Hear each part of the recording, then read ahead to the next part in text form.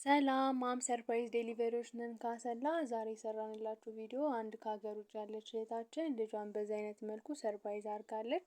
ይህንንም ግጥም አድርሱልኝ ብላለች።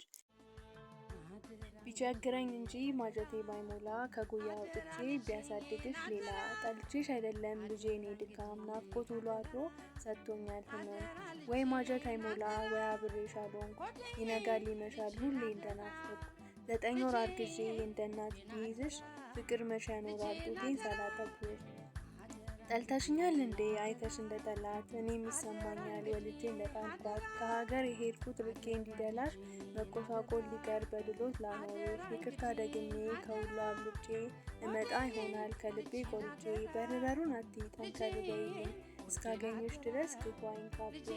Happy birthday to you. Happy birthday to you.